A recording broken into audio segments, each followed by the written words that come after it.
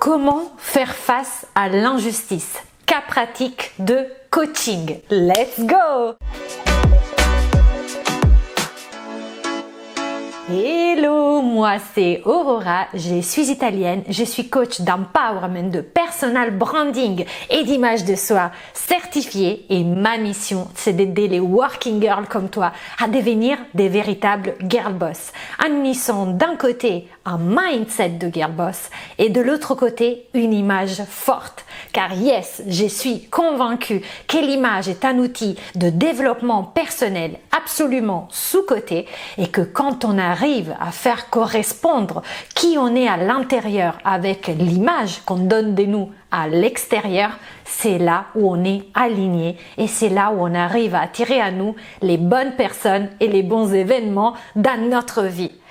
Si tu es une girl boss, donc je t'incite à tout de suite souscrire à cette chaîne, abonne-toi, appuie aussi sur la cloche pour ne rater aucune de mes vidéos. Et tu sais, il y en a beaucoup sur cette chaîne qui parlent de mindset, de working girl, de management, mais aussi de gestion des émotions et de style.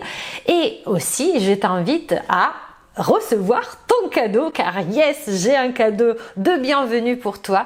Tu peux télécharger de façon absolument gratuite. Dans la barre d'infos, tu trouveras le link, un PDF contenant 7 pièces incontournables que chaque girl boss devrait avoir dans sa garde-robe. Aussi, suis-moi sur Instagram où tous les jours, j'ai publié plein de posts qui parlent de mindset, mais aussi de conseils en image. Car pour moi, les deux choses vont ensemble. Mais rentrons dans le vif du sujet. Aujourd'hui, c'est une vidéo un peu spéciale. Un peu spéciale parce que je vais essayer de faire une nouvelle expérience. C'est-à-dire, je vais essayer de te coacher par rapport à une problématique que si tu as cliqué sur cette vidéo, tu as. C'est-à-dire, comment gérer l'injustice. J'ai choisi de me focaliser là-dessus et de te faire ce coaching en distanciel tout simplement parce que je sais que parmi vous, il y en a plein qui se sentent victimes d'injustice dans la vie personnelle, mais surtout, comme ici c'est quand même une chaîne, une communauté de girl boss, dans la vie professionnelle.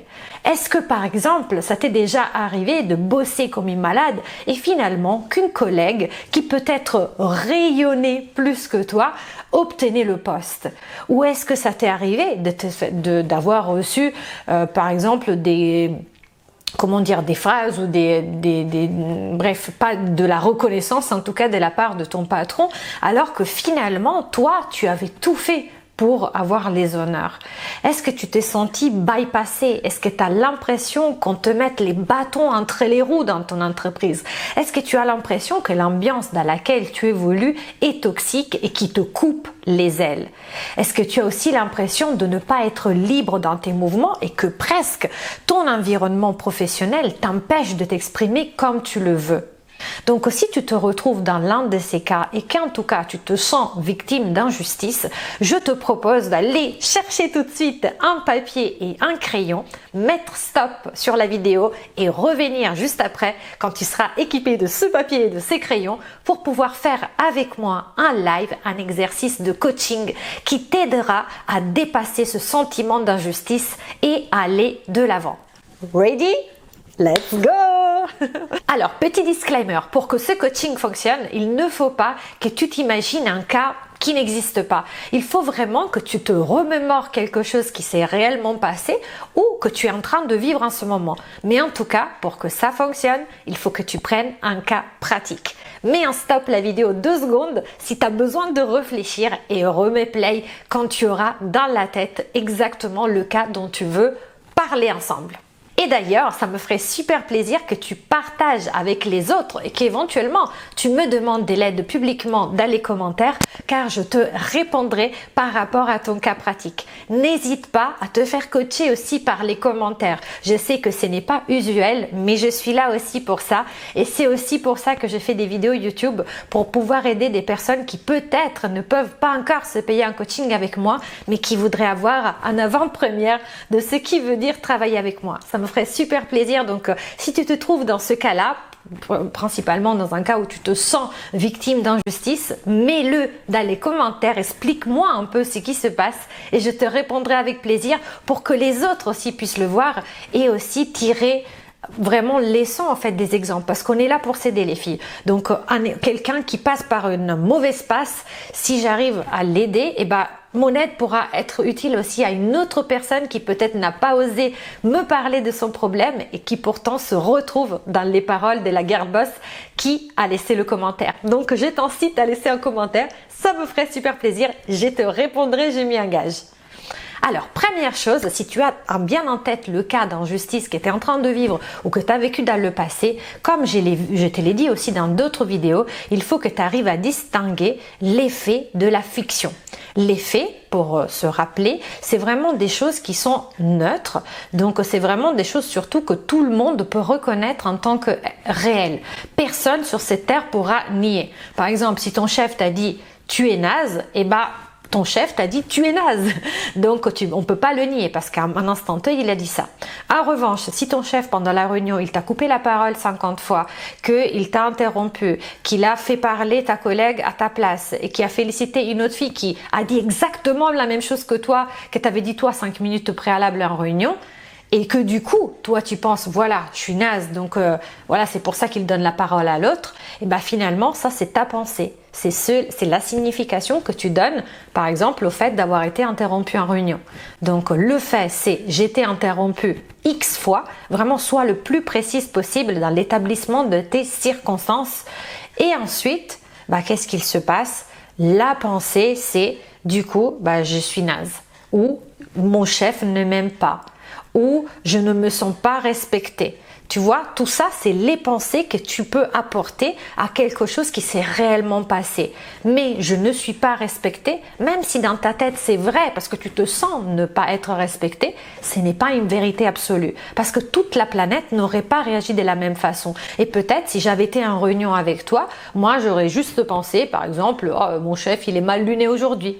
Ou au contraire, j'aurais pensé pire que toi, je ne sais pas. Mais en tout cas, c'est la fiction, c'est-à-dire l'interprétation que tu donnes des faits. Donc c'est vraiment très important.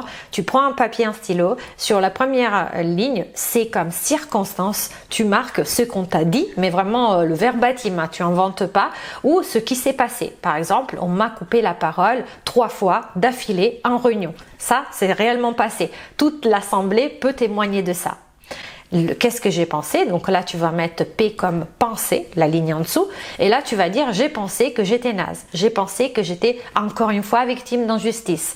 J'ai pensé que mon chef était un connard. Ce que tu veux, mais tu marques ça dans la ligne P, parce que le P, encore une fois, la pensée, c'est ton interprétation des faits. Ensuite, dis-toi, si tu penses par exemple, voyons voir, je suis victime d'injustice, donc par exemple, tu pourrais dire, ça m'arrive toujours à moi. Mon chef n'interrompt que moi en réunion, par exemple. Ça pourrait être ta pensée. Ça n'arrive qu'à moi. Le fait, j'ai été interrompue 3 fois d'affilée en réunion, je pense, ça n'arrive qu'à moi, je ne suis pas aimée, je ne me sens pas aimée, ou on ne m'aime pas. Voilà, ça peut être la pensée. Mon chef ne m'aime pas. Qu'est-ce qui va se passer? L'émotion. L'émotion, du coup, comme on en parle, c'est vraiment la vidéo qui est centrée sur ça. Et ça va être quoi? Ça va être je me sens victime d'injustice. Donc le deuxième point, c'est d'aller regarder quelle était la pensée que tu mettais par rapport à un fait qui s'était passé. Et le troisième point, c'est d'observer les émotions que cette pensée provoque en toi. Parce que ce n'est pas le fait qu'on m'ait interrompu 3 fois en réunion qui fait que je me sente victime d'injustice. Alors, je sais que toi, tu vas me dire, si, c'est parce qu'on m'a interrompu 3 fois que je me sens victime d'injustice. Non, c'est parce que tu penses, qu'est-ce que tu as pensé quand on t'a interrompu? On ne me respecte pas, mon chef n'aime pas, ça arrive toujours à moi. Tu vois, c'est ces pensées-là qui font que, du coup, ça provoque une émotion. Donc, essaie de prendre du recul et regarde comment cette pensée a une directe relation avec l'émotion que tu ressens d'injustice. Et ensuite, quand tu vas ressentir ces émotions, ne te juge pas. Parce que parfois, on se dit, voilà, tu vois, je me sens victime d'injustice, donc encore une fois, tu vois, je suis en train de me victimiser. Et donc, qu'est-ce que tu vas faire? Tu vas t'en vouloir de t'en vouloir. Et là, c'est un cercle vicieux, en fait. Tu vas te ramener vers le bas. Parce qu'encore une fois, drivé par une émotion négative, tu ne peux que mettre en place des actions qui vont, elles aussi, être plutôt négatives. Et d'ailleurs, si tu veux apprendre à gérer les émotions, n'hésite pas à faire appel à moi. Je te mets dans la barre d'infos un link, un questionnaire que tu peux remplir. Si tu as décidé de te faire aider par du coaching, je vais t'offrir une heure de coaching, mais c'est vraiment si tu as décidé d'entamer ce chemin et entre autres apprendre à gérer tes émotions. Car c'est ultra important pour maîtriser ta pensée et donc aussi ton bien-être d'arriver à gérer tes émotions. Et je peux t'apprendre ça. Donc on a vu qu'après avoir déterminé les circonstances, avoir identifié la pensée que tu as apportée à la circonstance et ensuite avoir observé l'émotion qui est générée par cette pensée, il faut que tu regardes quelles sont les actions que sous l'emprise de ce sentiment d'injustice, tu as mis en place. Si par exemple tu penses mon chef ne m'aime pas et ne m'aimera jamais, à ce moment-là tu vas jeter un peu l'éponge dans ton travail, tu vas aller à reculons au travail, tu vas perdre l'enthousiasme que tu avais dans le fait d'exécuter des tâches que pourtant tu aimes bien à la base, mais que là tu as perdu tout espoir. Tu vas quelque part perdre aussi l'espoir d'avoir une prime ou perdre l'espoir d'avoir une augmentation. Tu vas raser les murs parce que tu as l'impression que dès que tu l'ouvres, de toute façon on ne t'écoute pas. Et donc par conséquent, il se peut aussi que tu décides sciemment de te taire. Mais tu te tais et du coup comme tu te tais, qu'est-ce qu'il va se passer? Tu vas devenir invisible. Et donc s'il y a après le choix entre toi et une autre personne pour une promotion, tu vas pas briller parce que de toi-même, tu t'es auto-censuré. Tu n'as pas parlé parce que, encore une fois, généré par la pensée, on ne m'aime pas. Donc tu vois, et du coup tu t'es senti victime d'injustice et du coup tu as jeté l'éponge. Tu vois ce que je veux dire? Finalement, observe vraiment toutes les actions négatives qui ont été mises en place par cette pensée. C'est hyper important que tu te rends compte que ce n'est pas la circonstance, encore une fois, c'est pas le fait qu'on t'ait interrompu 3 fois d'affilée en réunion, mais c'est vraiment ce que tu as pensé de ça qui a généré à toi une émotion négative, qui a produit en toi ce genre d'action négative. Pose-toi aussi la question de ce que tu n'as pas fait. Ce que tu as fait, c'est peut-être tu as broyé du nard, tu t'es caché, tu t'es autocensuré, tu n'as plus pris la parole, tu t'es plus mise en avant, tu as peut-être cassé du sucre sur ta chef à la cafette. Bref, tout ça, tu vas énumérer et tu vas bien l'écrire. Donc vraiment note à chaque fois. Mets une pause entre chaque partie de cette vidéo pour noter ce que je te dis de noter. C'est ultra important pour en prendre conscience. On ne peut pas changer si déjà on se rend pas compte que c'est possible de changer et de ce qu'on a déjà fait. Et ensuite, note aussi ce que tu n'as pas fait. Si tu as pensé par exemple mon chef ne m'aime pas, à ce moment-là, tu t'es senti victime d'injustice, qu'est-ce que tu n'as pas fait? Peut-être tu as décidé de ne plus préparer la réunion d'après ou de ne plus prendre la parole tout simplement parce que de toute façon, tu pensais qu'on allait te recouper la parole une 4e fois. Peut-être tu as décidé de ne pas te mettre en avant. Peut-être tu n'as pas défendu tes idées alors que tu savais que tu avais raison. Et d'ailleurs, peut-être la collègue juste après, elle a dit exactement tes idées, sauf qu'elle a osé les dire. Et du coup, elle a été récompensée alors que toi, tu es passé à la trappe. Tu vois, donc qu'est-ce que tu n'as pas fait? Ça aussi, mets en pause la vidéo et écris ce que tu n'as pas fait pour se pousser par ce sentiment d'injustice. Et du coup, dernière phase, observe quel est le résultat que tu as obtenu. Probablement, tu es devenue transparente. Probablement, on t'a plus calculé. Probablement, on ne t'a plus adressé la parole pendant cette réunion. Et si on pousse, si c'est quelque chose qui arrive souvent, probablement, on ne viendra plus te demander ton avis parce que de toi-même, tu t'es auto-censuré. Donc finalement, si ton objectif c'était celui de briller, de faire carrière, d'avoir une augmentation, de peut-être monter les échelons hiérarchiques, tu t'es auto-boycotté. Donc tu vois comment la pensée mon chef ne m'aime pas, ne me respecte pas, finalement ça atterrit à toi-même que tu ne t'es pas aimé et que tu n'étais pas respecté, tout simplement parce que tu t'es auto-censuré, tu as bloqué ta créativité, tu as bloqué ton élocution, tu as bloqué le fait de pouvoir tout simplement avoir une chance de t'exprimer. Donc finalement, la personne qui ne s'est pas aimée, qui ne s'est pas respectée, c'est pas ton chef, c'est toi en fait, tu vois. Et du coup, regarde comme une pensée qui était négative a produit un résultat qui finalement est celui-là de toi-même, avec toi-même, parce que finalement tu ne te sens pas bien dans cette ambiance. Et tu penses que c'est la faute de ton chef, mais finalement, qui a décidé de mettre en place ces actions?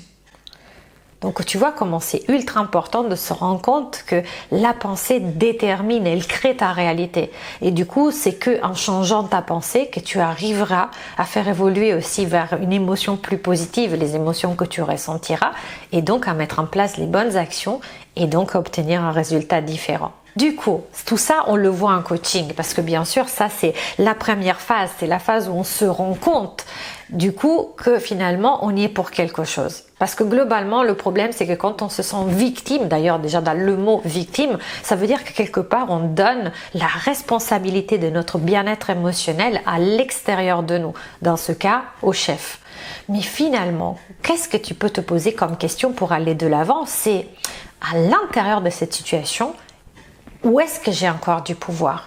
Où est-ce que je peux encore agir?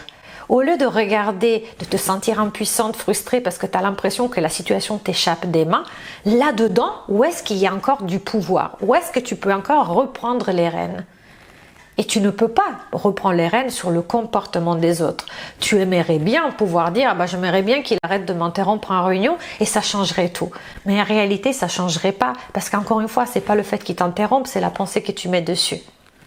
Et si tu te dis, par exemple, la pensée, il est comme ça, il a été éduqué comme ça, peut-être il est macho, j'en sais rien, et il m'interrompt parce que voilà, c'est dans sa culture, mais tu ne te laisses pas impacter parce que tu sais, en fait, tu l'interprètes pas comme quelque chose qui est contre toi. Tu vas dire, c'est culturellement, il est comme ça. Et ben finalement, si tu ne prends pas sur toi, et ben ça va t'attaquer, en fait, t'impacter beaucoup moins. Et du coup, si tu te dis, il est comme ça, mais je vais lui démontrer qui je suis, et d'un coup, je vais lui démontrer qui je suis, il va voir, j'ai préparé une super réunion et il va voir que finalement je mérite la parole. Si ta pensée c'est par exemple je mérite de parler, et il t'interrompt, tu le réinterrompes et tu vas reprendre la parole et tu vas être drivé par une émotion plus positive parce que tu es sûr de toi, tu es sûr que tu peux proposer quelque chose. Et drivé par cette émotion d'enthousiasme, tu vas peut-être continuer à prendre la parole, t'imposer ou faire parler ta collègue avec qui tu as préparé la réunion et du coup tu vas faire participer les autres. En tout cas, tu vas briller davantage. Donc demande-toi, pose-toi tout le temps la question, qu'est-ce qu'il y a là-dedans que je peux quand même faire? Même si c'est une toute petite partie, parce que tu n'as pas le cadre global, mais où est-ce que tu peux reprendre les rênes? Où est-ce que c'est ta responsabilité? Et du coup, tu peux partir pour t'aider, à trouver, à identifier cette pensée qui pourrait te faire être dans la bonne action, entre guillemets, dans les bonnes actions, par de l'émotion. Quelle est l'émotion dans laquelle tu voudrais être? Au lieu, par exemple, de te sentir victime d'injustice. Et du coup, d'être peut-être triste ou tout simplement, victime d'injustice, de te sentir comme ça, délaissé, pas aimé, etc. Comment tu voudrais te sentir? Tu voudrais te sentir apprécié, peut-être. Et du coup, si tu voulais te sentir apprécié, si j'ai envie de me sentir apprécié, quelle est la pensée qui pourrait faire que déjà aujourd'hui, tu te sentes apprécié? Alors tu vas me dire, mais si on m'interrompt toujours, comment je fais pour me sentir apprécié? Va chercher les preuves comme quoi tu es déjà apprécié. Peut-être va chercher quelle est la liste des accomplissements que tu as déjà fait au travail, les réunions que tu as réussies, les félicitations que tu as eues, les primes que tu as collectées dans les années, la promotion qu'on t'a donnée peut-être il y a 2 ans, ou l'augmentation salariale, ou les félicitations de ta N+2, ou je sais pas. Va chercher toutes les preuves qui font que, oui, déjà aujourd'hui, tu puisses te sentir apprécié. C'est ultra important d'aller chercher ça parce que autrement, c'est comme si tu adressais, en fait, il faut vraiment que tu indiques à ton cerveau la direction dans laquelle chercher. Si tu cherches dans la mauvaise direction, si tu cherches dans la direction on ne m'aime pas, t'inquiète que ton cerveau va trouver toutes les preuves qui vont lui prouver qu'on ne t'aime pas. Mais si tu vas lui donner la bonne direction, il va chercher dans cette direction-là. Je te dis, c'est comme le chien. Tu le lances l'os, si tu lui lances à droite, il va partir à droite. Mais si tu veux aller à gauche, ne lui lance pas l'os à droite parce que lui, il va partir à droite. Il n'aime pas avoir tort et comme ça, c'est ton cerveau. Il n'aime pas avoir tort. Et finalement, tu vas me dire, mais si finalement je me sens victime d'injustice parce que pas seulement on me coupe la parole, mais finalement je me suis fait piquer mon job par une collègue. Est-ce que le fait de changer de pensée va me rendre ce job qui pourtant je pensais le mériter à la place de ma collègue? Non. il va pas te donner le droit à lui repiquer son job, à lui reprendre son job que tu pensais mériter plus qu'elle. En revanche, parfois, est-ce qu'il vaut mieux avoir raison et dire mais moi j'ai raison, je suis victime vraiment d'injustice pour telle ou telle raison, ou est-ce qu'il vaut mieux se mettre dans un état émotionnel qui va te permettre de mettre en place à partir de maintenant les actions qui vont faire que tu vas avoir cette promotion? Et si vraiment tu penses que ton ambiance est toxique, pourrie et que les valeurs de cette société ne te correspondent pas, pose-toi la question, est-ce que tu as vraiment envie de bosser dans cette boîte? Parce que parfois on se bat contre les moulins à vent et on voudrait changer la société autour de nous.